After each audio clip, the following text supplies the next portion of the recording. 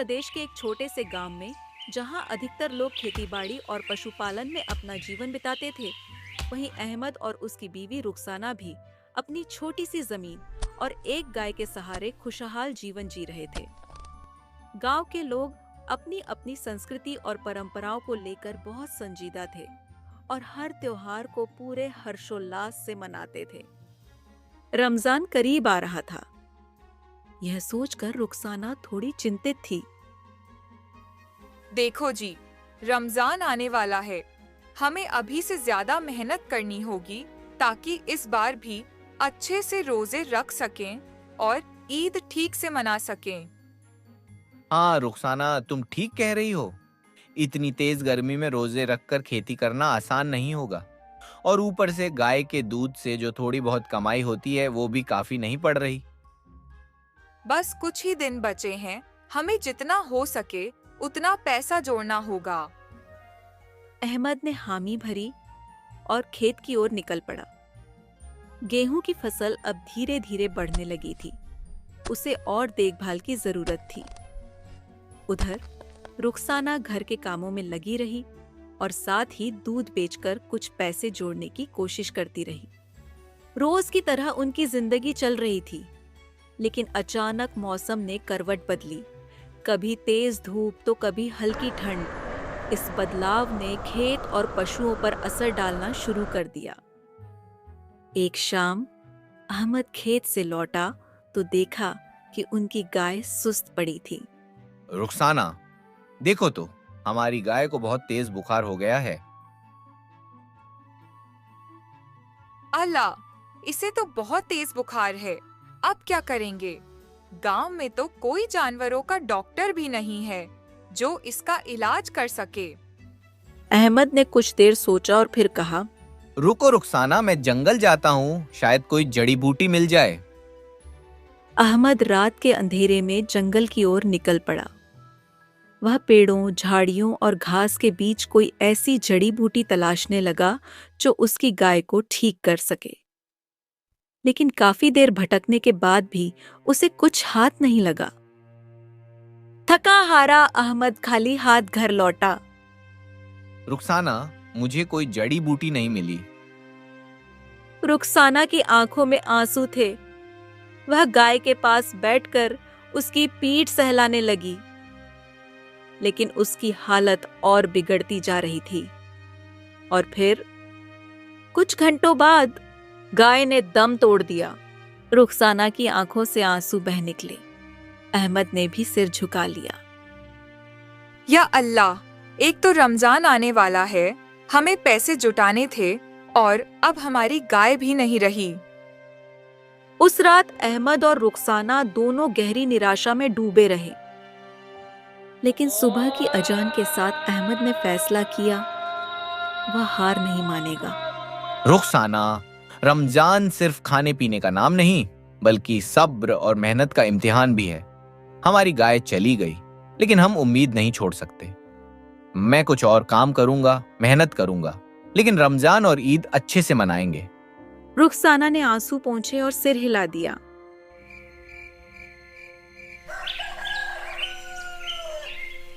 रुखसाना ने जैसे ही दरवाजा खोला, गांव के लोग बाहर कतार में खड़े थे।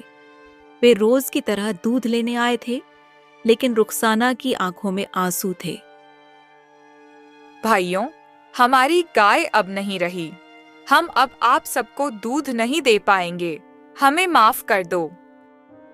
गांव वाले एक दूसरे की ओर देखने लगे। फिर उनमें से एक ने कहा, कोई बात नहीं रुखसाना, हम कहीं और से दूध ले लेंगे। गांव वाले चले गए, लेकिन रुखसाना खाली बर्तनों को देखती रही। उसकी रोज की आमदनी का सहारा छिन गया था। वह उदास मन से घर में आई तो अहमद ने तुरंत पूछा, क्या हुआ रुखसाना? देखो ना, गांव वाले अब किसी और से दूध लेंगे। हमारी आमदनी का एकमात्र जरिया चला गया। अब हम क्या करेंगे? अहमद ने रुखसाना के कंधे पर हाथ रखा और मुस्कुराकर कहा, कोई बात नहीं रुखसाना, एक दरवाजा बंद होता है तो 10 और खुल जाते हैं। तुम बेफिक्र रहो। इतना कहकर अहमद खेत की ओर निकल गया, लेकिन जैसे ही वह अपने खेत पर पहुंचा, उसके पैरों तले जमीन खिसक गई। अहमद सन्न रह गया। उसकी पूरी फसल उजड़ चुकी थी। खेत में जगह जगह बैलों के पैरों के निशान थे और गेहूं की फसल बर्बाद पड़ी थी। या अल्लाह, यह क्या हो गया? पास के एक किसान ने आकर बताया, पड़ोसी गांव की कुछ गाय और बैल यहाँ आ गए थे। उन्होंने तुम्हारी पूरी फसल बर्बाद कर दी। अहमद की आंखों में आंसू आ गए। वह भारी मन से घर लौटा। घर पहुंचते ही उसने रुखसाना को देखा, जो पहले से ही चिंतित थी। रुखसाना, हमारी फसल पूरी तरह से बर्बाद हो गई है। अब न हमारे पास खेती बची, न ही हमारी गाय। हम अब के कैसे जिएंगे? रुखसाना ने कुछ नहीं कहा। दोनों चुपचाप बैठकर रोते रहे। दिन ढल गया, लेकिन उनके दिल का अंधेरा और गहरा हो गया। तभी अचानक रुखसाना को एक उपाय सूझा। अहमद, क्यों ना हम तुम्हारे भाई और भाभी के पास चले जाएं? शायद वे हमारी कोई मदद कर सकें। अहमद ने उसकी ओर देखा, फिर सिर हिलाया। हाँ, तुम ठीक कह रही हो। मैं अपने भाई से बात करता हूँ। अहमद तुरंत गांव के प्रधान के पास गया। प्रधान जी, आपके पास फोन है? क्या आप मुझे मेरे भाई से बात करवा सकते हैं? प्रधान ने हामी भरी और फोन मिलाया। कुछ ही देर में अहमद की अपने भाई से बात हो गई। जब कॉल खत्म हुई तो अहमद ने प्रधान की ओर देखा और हाथ जोड़कर कहा, प्रधान जी, आपका बहुत बहुत शुक्रिया। क्या हुआ अहमद? तुम बहुत परेशान लग रहे हो। अहमद ने पूरी कहानी बता दी। गाय की मौत, फसल की बर्बादी और अब आर्थिक संकट। प्रधान ने कुछ देर सोचा और कहा, अगर तुम्हें जरूरत हो तो मैं तुम्हें कुछ पैसे उधार दे सकता हूँ, बाद में लौटा देना। अहमद ने सिर झुका लिया, फिर दृढ़ता से कहा, नहीं प्रधान जी, आपका बहुत शुक्रिया, लेकिन मेरे भाई ने मुझे अपने गांव बुलाया है। मैं और रुखसाना वहीं चले जाएंगे। प्रधान ने उसकी हिम्मत की सराहना की। घर लौटकर अहमद ने रुखसाना को सारी बात बताई। रुखसाना, मेरे भाई ने हमें बुलाया है। हम वहां रमजान भी मनाएंगे और ईद भी। तब तक कोई ना कोई रास्ता मिल जाएगा। ठीक है, हम कल ही निकलते हैं। उस रात काफी दिनों बाद दोनों ने सुकून से खाना खाया। फिर अपने नए सुबह, नए सफर और नई उम्मीदों के साथ सो गए। अहमद और रुखसाना अपने छोटे से गांव को अलविदा कहकर नए सफर पर निकल पड़े। रास्ता लंबा था, थकान बढ़ती जा रही थी, लेकिन उम्मीद और विश्वास ने उन्हें आगे बढ़ने का हौसला दिया। देखो रुखसाना, यही होना चाहिए हमारे भाई का गांव। ठीक है जी, चलो चलते हैं। वे गांव के अंदर पहुंचे और अहमद ने अपने भाई अली को ढूंढना शुरू किया। वह हर घर पर जाकर पूछता रहा, लेकिन वहां अली नाम का कोई व्यक्ति नहीं था। रुखसाना, ये तो गलत जगह है। यहाँ कोई मुस्लिम नहीं रहता। हम किसी और गांव में आ गए हैं।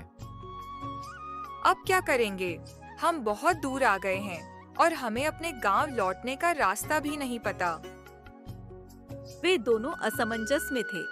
तभी अहमद ने एक फैसला लिया। रुखसाना, जब तक कोई और रास्ता नहीं मिलता, हम यहीं रुक जाते हैं। मैं कोई काम ढूंढूंगा जिससे घर का गुजारा हो सके। ठीक है, जो अल्लाह को मंजूर होगा वही होगा। वे गांव के एक बड़े से पेड़ के नीचे बैठ गए। धीरे धीरे दिन बीतने लगे, लेकिन अहमद को कोई काम नहीं मिला। वे दिन भर भूखे रहते। जब रमजान का पहला दिन आया तो दोनों ने रोजा रखा, मगर शाम तक उनके पास खाने को कुछ भी नहीं था। आखिरकार अहमद और रुखसाना अलग अलग जगह भीख मांगने चले गए। इसी दौरान गांव के एक व्यक्ति रामू अहमद से मिला। अरे भाई, तुम तो मुस्लिम हो, तुम्हारा तो रोजा चल रहा होगा ना? हाँ भाई, रोजा रखा है। फिर भीख क्यों मांग रहे हो? अपने घर जाओ और आराम करो। घर हमारे नसीब में नहीं। हमारी गाय मर गई, फसल बर्बाद हो गई, और जिस भाई के गांव आने की उम्मीद थी वो गांव ही गलत निकला। अब हम इस पेड़ के नीचे रहकर ही रमजान बिता रहे हैं। रामू यह सब सुनकर दुखी हो गया। उसने थोड़ी सी भिक्षा दी और चला गया। गांव के लोग अहमद और रुखसाना को देखते रहे। वे हर दिन रोजा रखते, मेहनत करते और फिर भीख मांगकर इफ्तारी करते। फिर भी उनके चेहरे पर एक अजीब सा सुकून था। रामू यह सब देखकर गांव के प्रधान के पास गया। प्रधान जी, हमारे गांव में 2 मुस्लिम लोग आए हैं जिनके पास घर नहीं है। उनके भाई ने उन्हें गलत पते पर भेज दिया और अब वे इस गांव में भटक रहे हैं। तो फिर हमें क्या करना चाहिए? प्रधान जी, रमजान का महीना चल रहा है, हमें उनकी मदद करनी चाहिए। प्रधान ने कुछ देर सोचा, फिर गांव के लोगों को बुलाया। गांव वालों, हमारे यहाँ 2 मेहमान हैं। उनका धर्म भले ही हमसे अलग हो, लेकिन इंसानियत सबसे ऊपर होती है। हमें उन्हें रमजान और ईद मनाने में मदद करनी चाहिए। कुछ लोगों ने सहमति में सिर हिलाया, लेकिन कुछ गुस्से में थे। हमारा गांव धार्मिक है, हम उनके रोजे और ईद की मदद क्यों करें? लेकिन हमारा धर्म हमें सिखाता है कि सभी की मदद करें, चाहे वे किसी भी धर्म के हों। प्रधान मुश्किल में था, लेकिन फिर उसने दृढ़ता से कहा, हमारा धर्म कुछ भी हो, लेकिन सबसे पहले हम इंसान हैं। अगर कोई भूखा है तो उसे खाना देना ही सबसे बड़ा धर्म है। धीरे धीरे जो लोग खिलाफ थे वे भी शर्मिंदा होकर सहमत हो गए। लेकिन गांव का एक व्यक्ति बाबूलाल इस फैसले से खुश नहीं था।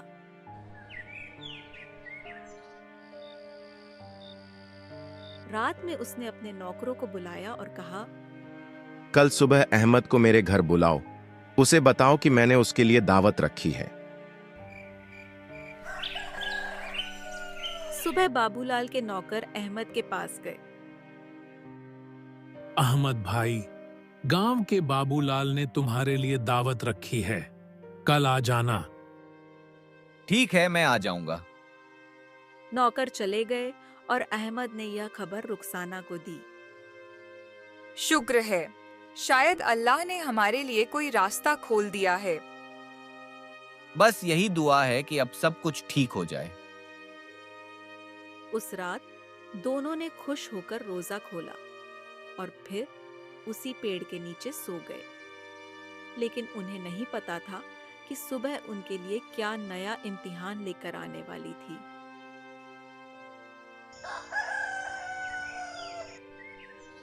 अहमद और रुखसाना खुशी खुशी पूरे दिन रोजा रखते हैं, अल्लाह का शुक्र अदा करते हैं और शाम की इफ्तार का इंतजार करते हैं। इस बार वे बाबूलाल की दी गई दावत पर जाने वाले थे। शाम होते ही दोनों तैयार हुए और बाबूलाल के घर की ओर चल पड़े। जैसे ही अहमद और रुखसाना घर के अंदर पहुंचे, बाबूलाल जोर जोर से चिल्लाने लगा, देखो भाई, देखो, ये लोग मुझे मारने आए हैं। अहमद और रुखसाना हैरान होकर बाबूलाल की तरफ देखने लगे। तभी गांव के लोग शोर सुनकर वहां इकट्ठा हो गए। क्या हुआ बाबूलाल, क्यों चिल्ला रहे हो? मैंने इन दोनों को इफ्तार की दावत दी थी, लेकिन ये लोग तो चोरी करने लगे। जब मैंने इन्हें रोका तो मुझ पर ही हमला कर दिया। गांव वाले गुस्से में अहमद और रुखसाना की तरफ बढ़ने लगे। नहीं, ये सब झूठ है, हमने कुछ भी नहीं किया। हम बस दावत पर आए थे, हमें समझ नहीं आ रहा कि यह हमें फंसा क्यों रहा है। तभी गांव का प्रधान वहां पहुंचा और भीड़ को रोकते हुए बोला, रुक जाओ, पहले सच जान लो, फिर फैसला करो। उसने बाबूलाल की बात सुनी और फिर उसके नौकरों को बुलाया। सच बताओ, अगर सच कहा तो तुम्हें इनाम मिलेगा, और अगर झूठ बोला तो गांव से निकाल दिया जाएगा। नौकर डर गए और एक दूसरे की तरफ देखने लगे। आखिरकार एक नौकर ने सच कबूल लिया। प्रधान जी, बाबूलाल झूठ बोल रहा है। अहमद और रुखसाना ने कुछ नहीं किया। यह सब एक साजिश थी। गांव वाले सन्न रह गए। अब उनकी नजरें बाबूलाल पर थीं। बाबूलाल, तूने हमसे झूठ बोला? गुस्साए लोगों ने बाबूलाल को गांव से निकाल दिया। फिर वे अहमद और रुखसाना के पास आए और शर्मिंदा होकर बोले, हमें माफ कर दो, हमने तुम्हारे साथ बहुत गलत किया। कोई बात नहीं, इंसानियत की जीत हुई, यही सबसे बड़ी बात है। गांव का प्रधान मुस्कुराया और बोला, अब से बाबूलाल का यह घर तुम्हारा हुआ। यहाँ रहो और अपना रमजान और ईद खुशी से मनाओ। गांव वालों ने अहमद और रुखसाना के लिए राशन, कपड़े और पैसे लाकर दिए। तुम अब हमारे गांव के हिस्से हो। यहाँ किसी धर्म का भेदभाव नहीं होता। इंसानियत सबसे ऊपर है। अहमद और रुखसाना की आंखों में खुशी के आंसू आ गए। रमजान खत्म हुआ और ईद का दिन आ गया। गांव में सिर्फ अहमद और रुखसाना ही मुस्लिम थे, लेकिन इस बार पूरे गांव ने उनके साथ ईद मनाई। प्रधान ने उन्हें अपने घर बुलाया और कहा, आओ अहमद, रुखसाना, ईद मुबारक। वे दोनों खुश होकर सेवियां खाने बैठे। प्रधान जी, आपका और गांव के सभी लोगों का बहुत बहुत शुक्रिया। आपने हमें अपनाया, हमारे साथ रमजान और ईद मनाई। हमें लगा ही नहीं कि हम अलग हैं। अरे, हमारे गांव में हर धर्म का सम्मान होता है। यही तो असली इंसानियत है।